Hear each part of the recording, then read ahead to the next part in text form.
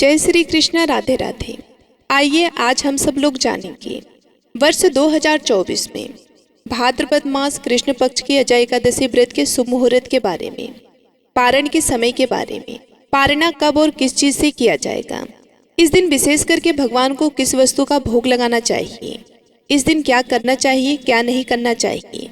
तो आइए जानते हैं इन सभी बातों के बारे में। भाद्रपद मास कृष्ण पक्ष में पड़ने वाली एकादशी को अजय एकादशी और जया एकादशी के नाम से भी जाना जाता है। आप सभी भक्तों को अजय एकादशी व्रत की ढेर सारी शुभकामनाएं। आप सभी के जीवन में लक्ष्मी नारायण की कृपा से आप सभी को सभी प्रकार की सुख और समृद्धि की प्राप्ति हो। जो भी भक्त सच्ची श्रद्धा के साथ, नियम और निष्ठा के साथ अजय एकादशी का व्रत धारण करते हैं, तो इस व्रत को करने वाले व्यक्ति को अपार संपदा, पुत्र पौत्र आदि एवं चर अचर जीवों का भी लाभ प्राप्त होता है एवं सुख भी प्राप्त होता है। ऐसे व्यक्ति का कोई भी विरोधी नहीं होता। जो इस व्रत को करता है वह अच्छा सम्मान पाने का अधिकारी होता है तथा इस व्रत के प्रभाव से, व्रत में नियमों का पालन करने से, कथा श्रवण करने से, जो कि अश्वमेघ यज्ञ के बराबर पुण्य फलों की प्राप्ति होती है। एकादशी का व्रत जो कि प्रत्येक माह के कृष्ण पक्ष और शुक्ल पक्ष की एकादशी तिथि के दिन इस व्रत को धारण किया जाता है। इसे एकादशी या फिर 11 व्रत के नाम से भी जाना जाता है। यह व्रत भगवान विष्णु, भगवान श्री कृष्ण को अति प्रिय होता है। जो भी भक्त एकादशी का व्रत धारण करते हैं उन्हें दशमी के दिन से ही व्रत में नियमों का पालन करना चाहिए। दशमी तिथि के दिन सूर्यास्त होने से पहले ही भोजन ग्रहण कर लेना चाहिए। उस दिन शुद्ध और सात्विक आहार ग्रहण करना चाहिए। दशमी तिथि के दिन हविष्यान्न भोजन ग्रहण किया जाता है, जो कि जौ, गेहूं, मूंग, काली मिर्च आदि का प्रयोग करते हुए भोजन ग्रहण करना चाहिए। और सूर्यास्त होने से पहले ही अपने दांतों को अच्छी प्रकार से साफ कर लेना चाहिए। रात्रि में ब्रह्मचर्य का पालन करते हुए एकादशी व्रत का स्मरण करते हुए सोना चाहिए। और एकादशी की सुबह ब्रह्म मुहूर्त में उठ करके नित्य क्रियाओं से निवृत्त होकर के गंगा नदी में या घर के नहाने के पानी में थोड़ा सा गंगा जल मिलाकर के स्नान करना चाहिए। शुद्ध वस्त्र धारण करना चाहिए। प्रति को व्रत का संकल्प लेना चाहिए और भगवान विष्णु से प्रार्थना करनी चाहिए कि हे भगवान विष्णु, आज मैं अजय एकादशी का व्रत धारण करने जा रहा हूँ या फिर करने जा रही हूँ। इस प्रकार से भगवान से प्रार्थना करें कि यह व्रत मेरा निर्विघ्न पूरा हो, हमें पुण्य फलों की प्राप्ति हो। आपके मन में जो भी इच्छा हो, जो भी कामना हो, वे भगवान विष्णु से कहें। और एकादशी के दिन जो कि दिन रात्रि उपवास रहते हुए व्रत को धारण करें।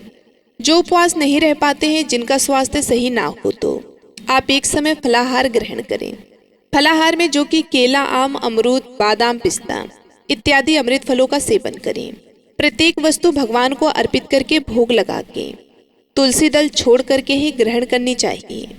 इस दिन भगवान विष्णु का माता लक्ष्मी का सुबह और शाम के वक्त पूरे विधि विधान के साथ पूजन करें, कथा श्रवण करें, भगवान की आरती करें।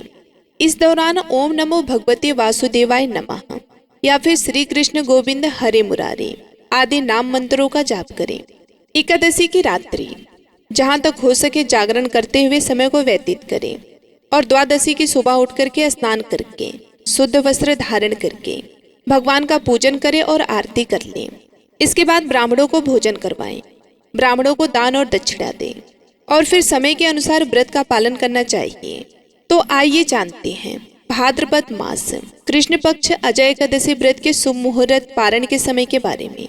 एकादशी तिथि प्रारंभ समय जो कि 28 अगस्त 2024 दिन बुधवार की रात्रि 1:02 और एकादशी तिथि की जो समाप्ति है वह 29 अगस्त 2024 दिन गुरुवार रात्रि 1:04। तो हमें शुद्ध रूप से व्रत के लिए जो समय प्राप्त हो रहा है वह समय सभी भक्तजन 28 अगस्त को दशमी दिन के नियमों का पालन करेंगे। 29 अगस्त गुरुवार के दिन व्रत को धारण करेंगे और व्रत का पारणा जो कि 30 अगस्त 2024 दिन शुक्रवार को किया जाएगा। एकादशी व्रत का पारण हरिवासर समाप्त होने के बाद करना चाहिए। हरिवासर का समय द्वादशी तिथि का पहला चौथाई हिस्सा हरिवासर होता है। तो द्वादशी तिथि की जो समाप्ति है वह 30 अगस्त 2024 दिन शुक्रवार रात्रि 2:26 में द्वादशी तिथि की समाप्ति है। तो इस व्रत का पारण सभी भक्तजन 30 अगस्त को करेंगे। 30 अगस्त को पारण का समय सुबह 7:49 से सुबह 8:04 तक व्रत का पारणा किया जाएगा। अजय एकादशी व्रत का पारण, जो कि कुसमांडे पारण या फिर कुसमांड, जिसे कि बहुत से जगहों पर भुआ के नाम से भी जानते हैं, तो इसे इस व्रत का पारणा है। यदि यह संभव ना हो तो आप जल, फल या तुलसी दल से व्रत का पारणा करें। इसके बाद फिर आप भोजन ग्रहण करें। एकादशी तिथि के दिन ब्रह्म मुहूर्त का जो समय होगा वह समय सुबह 4:28 से सुबह 5:10 तक होगा। सूर्योदय का समय सुबह 5:37 और सूर्यास्त शाम 6:02, शाम 6:02 तक रहेगा। 29 अगस्त को राहु काल का जो समय है वह 6:18, जो समय है वह समय दोपहर 1:34 से दोपहर 3:09 तक रहेगा। और 30 अगस्त को राहु काल का समय सुबह 10:30 से सुबह 11:58 तक है। राहु काल समय के दौरान कोई भी शुभ कार्य या नया कार्य नहीं करना चाहिए, इस बात का ध्यान रखिए। एकादशी तिथि के दिन सर्वाधिक सिद्धि योग होगा शाम 6:01 तक। उसके बाद व्यक्तिपात योग होगा। इस दिन सर्वाधिक सिद्धि योग भी बन रहा है, जो कि शाम 4:39 से अगले दिन सुबह 5:58 तक। सर्वार सिद्ध योग होगा, जो कि आद्र नक्षत्र शाम 4:39 तक। उसके बाद पुनः वर्षु नक्षत्र। तो इस दिन भगवान का पूरे विधि विधान के साथ पूजन करना चाहिए। इस दिन भगवान विष्णु का जल से अभिषेक करें, पंचामृत से अभिषेक करें, शुद्ध जल से अभिषेक करें, भगवान को पीला वस्त्र अर्पित करें, यज्ञ पवी चढ़ाएं। इसके बाद जल से आचमनी करवाएं, भगवान को पीला पुष्प अर्पित करें, तुलसी दल अर्पित करें, चंदन डोली अर्पित करें, खास करके पीले चंदन का प्रयोग करें। भगवान विष्णु को अक्षत नहीं चढ़ाया जाता है, इस बात का ध्यान रखें। तो अक्षत की जगह भगवान को काले तिल अवश्य ही अर्पित करने चाहिए। इसके बाद फिर धूप और दीप दिखाएं, अनेक प्रकार का नववेद भगवान को अर्पित करें। अभी के मौसम में जो भी ऋतु फल मिल रहे हो उसका प्रयोग करें। दूध से बने हुए वस्तुओं का भगवान को भोग लगाएं। इस दिन विशेष करके भगवान विष्णु को बादाम व छुहारे का अवश्य ही भोग लगाना चाहिए और इसे प्रसाद के रूप में भी ग्रहण करना चाहिए। इससे अनंत फलों की प्राप्ति होती है। भगवान को नववेद प्रसाद अर्पित करके उसके बाद जल से आचमन करवाएं। मुख शुद्धि के लिए पान, पत्र, सुपारी, लौंग, इलायची के साथ में अर्पित करें। द्रव दक्षिणा चढ़ाएं। इसी प्रकार से माता लक्ष्मी का भी साथ में पूजन करना चाहिए।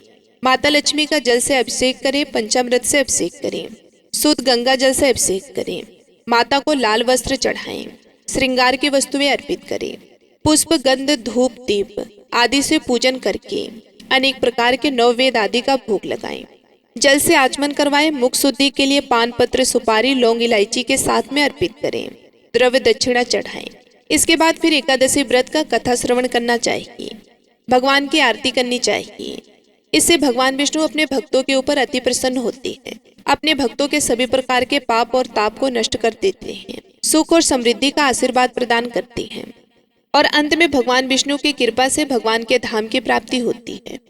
जो भी भक्तजन व्रत को धारण करते हैं, व्रत के दौरान कुछ बातों का विशेष ध्यान रखना चाहिए।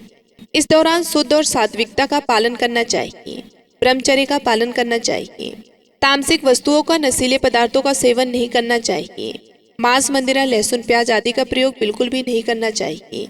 एकादशी तिथि के दिन और दसवीं तिथि के दिन भी चावल ग्रहण नहीं करना चाहिए।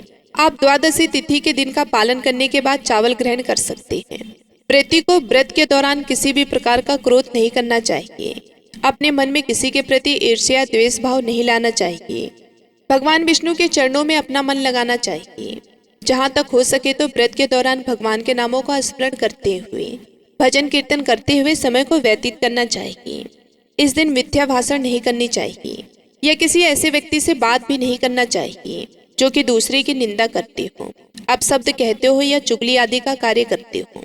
उनसे दूरी बना करके रखनी चाहिए और भगवान का पूरी विधि विधान के साथ पूजन, कथा, श्रवण, आरती आदि करनी चाहिए। इससे भगवान विष्णु अपने भक्तों के ऊपर अति प्रसन्न होते हैं और अपना कृपा भी प्रदान करते हैं।